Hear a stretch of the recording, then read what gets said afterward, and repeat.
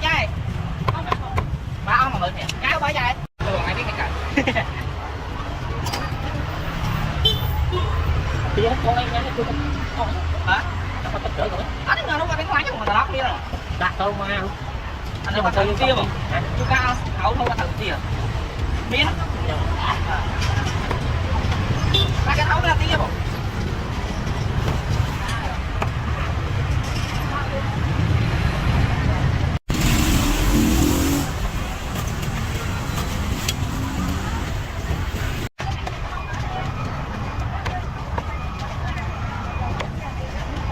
không biết rồi thì sẽ mang với Sài Gòn thôi mẹ có đây cho rồi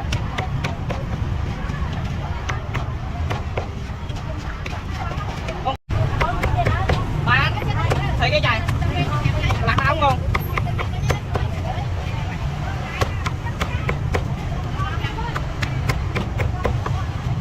xem đâu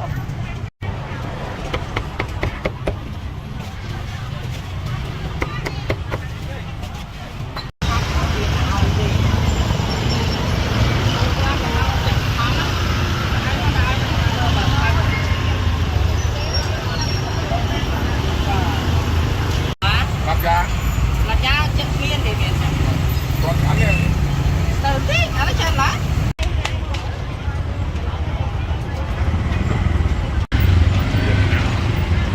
ngại nữa mà ngại nó đi mau chứ ăn cho ngại nó mày đi mau rồi đó sợ đừng nói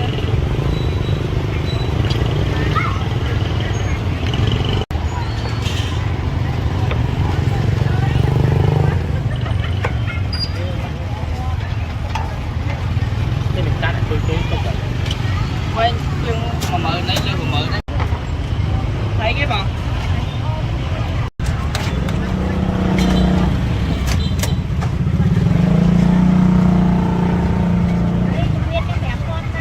bà ăn sạch chuột cô lộc thấy bóc cả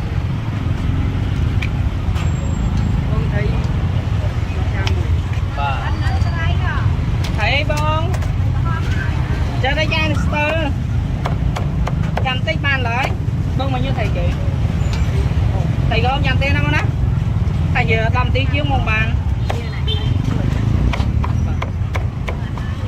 ra đây rồi không như rồi biết là mượn hẹp con mượn con còn bạn ơi con nhầm tên á rồi bằng ai biết hết cả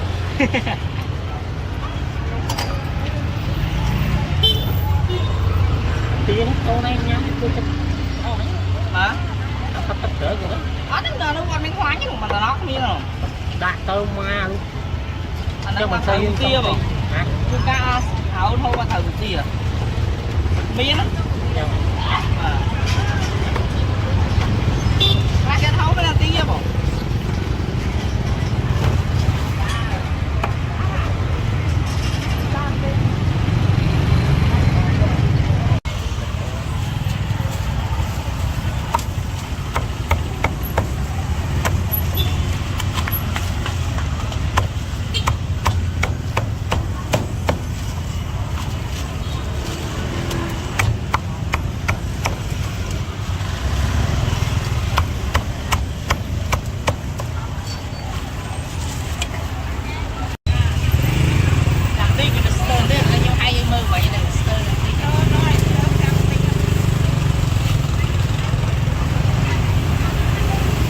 đưa chi thầy hùa tao mất chân lâu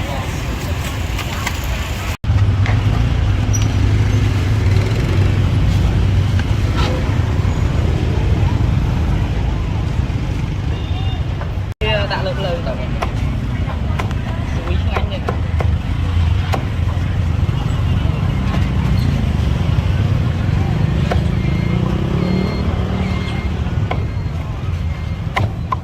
bánh thấy ra hơi còn chơi gì đó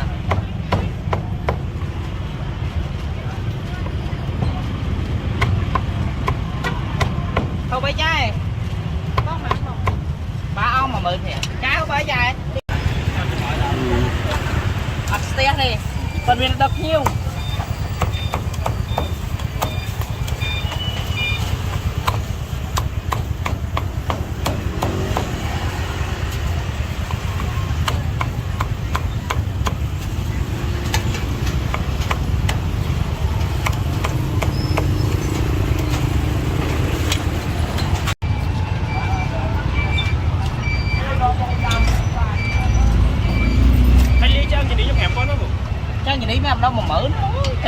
miên không? Nó lên một miếng này.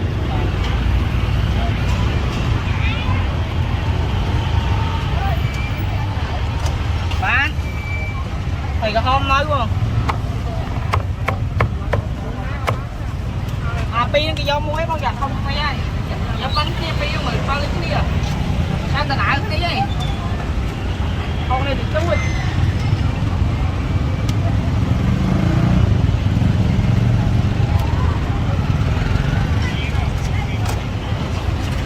Ấp ra nhau đi nè.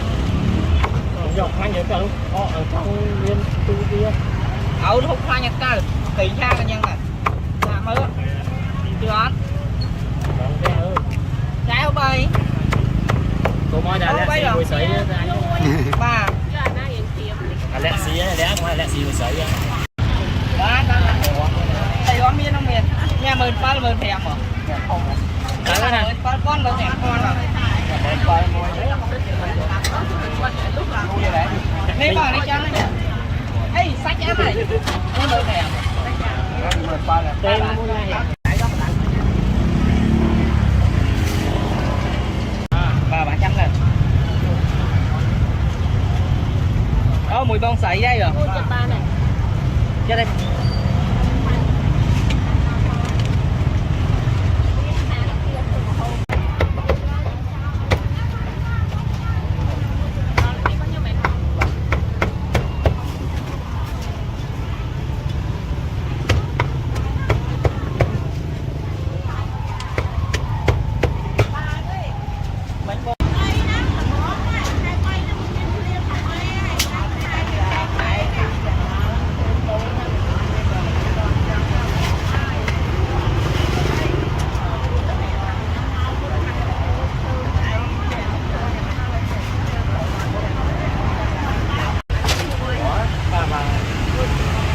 Châu này mà bóp nó còn eo lớn đó.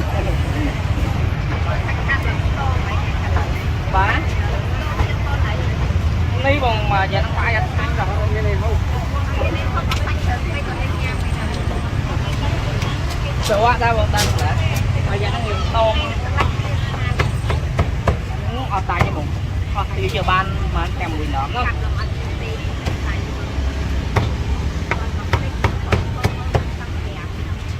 Bà không quên thèm.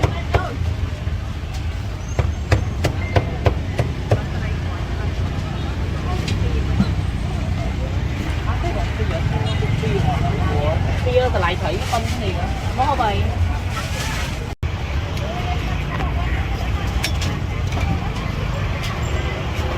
Chẳng tí rồi nữa cần mai rồi.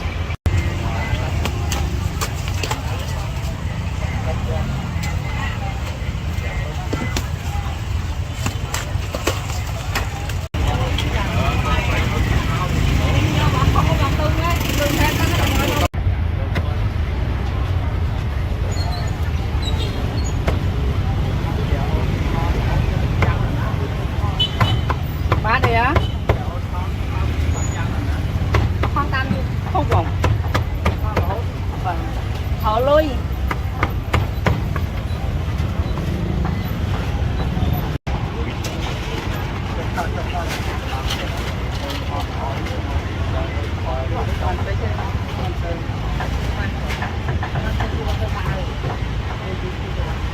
Không cho đường phí mà đường phí.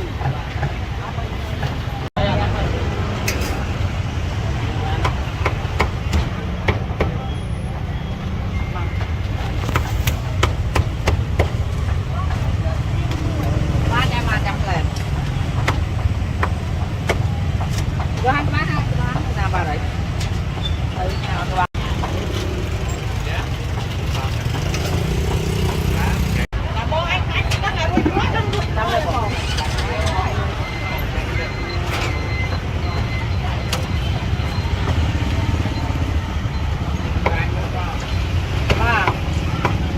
Ê ơi, đi ba đi, một.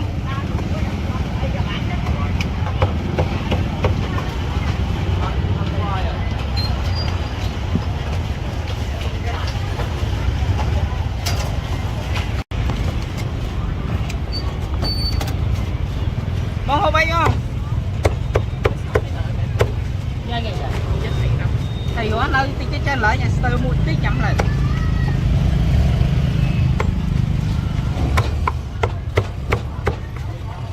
bố vậy bá thầy gọi em tí đó con á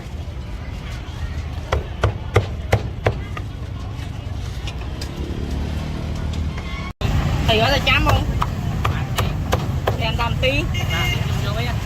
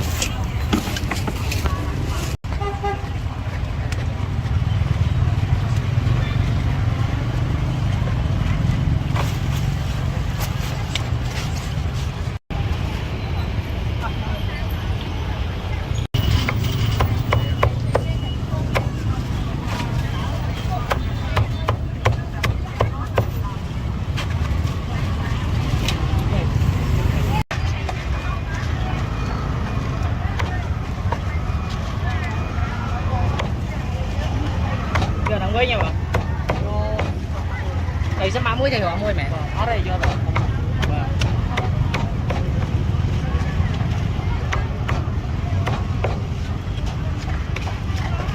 con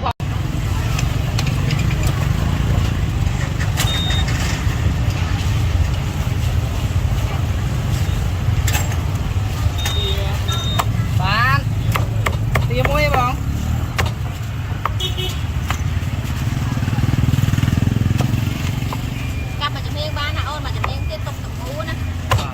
chia salad ba đấy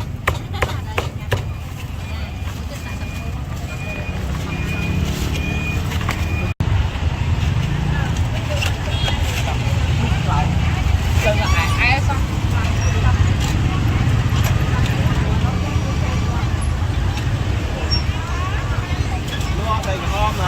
thầy cái hôm mai toàn miếng nó bò bị chết bò đi chưa mình miếng chén nó bò giờ lấy ăn lấy rồi cho màn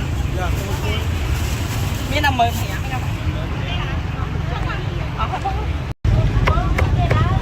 bạn thấy cái dài làm áo không ngon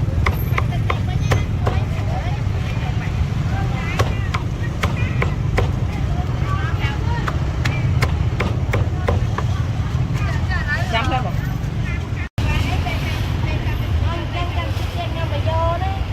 bà dân phí với bà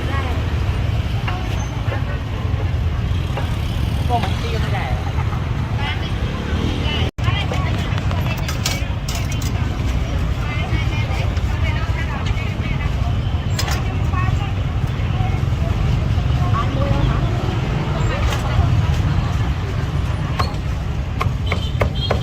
ghê không à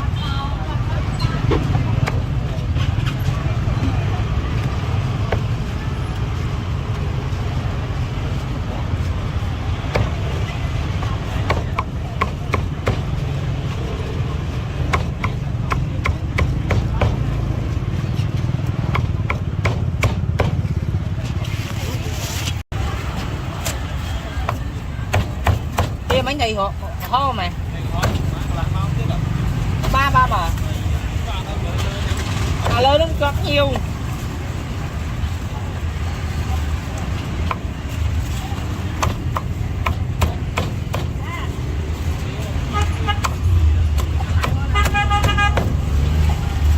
chết tía luôn mà chị dân ta má tía luôn mà chị dân luôn thì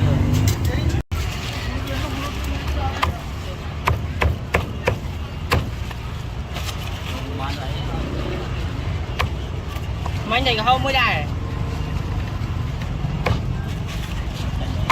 chân những con xe mà vô vậy cho lôi xanh này chăm máu với nhà máu chân thầy phí hay tiêm mà chị hiền chăm lấy chúng ta mượn thèm mới muốn mùi thôi giờ mà bây giờ không mượn bao thôi thầy vậy thầy không mà linh rồi là săn mặn mà kia thầy không ăn ở đấy đâu nơi ăn kia to mà khi mà thầy sao mình con ăn thầy bỏ thầy ăn con thầy được chị ó thầy mới săn không mấy cái tia này giờ thì ho muối này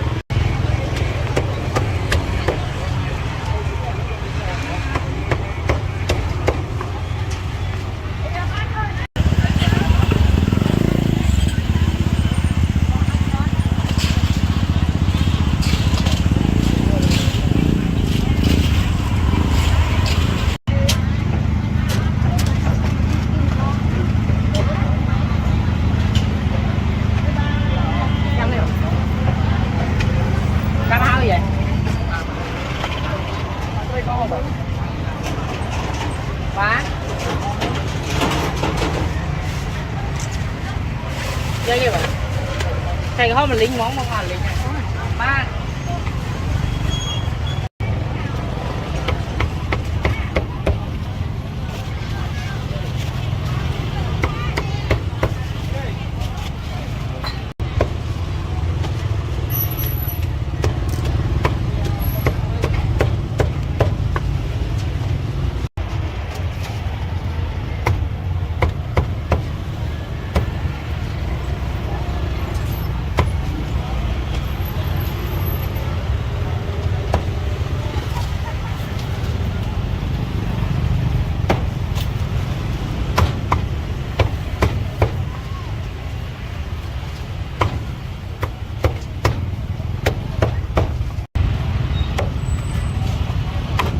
chăm du thế nào du ba không khoai giờ mà thay tí chiến ống mới cho anh là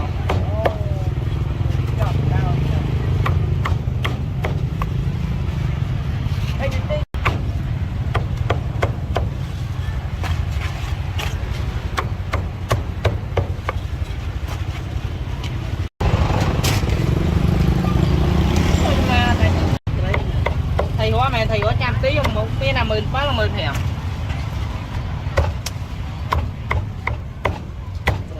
thầy nó 10 buồn cái này thầy ơi đi đặt bây giờ mua chơi này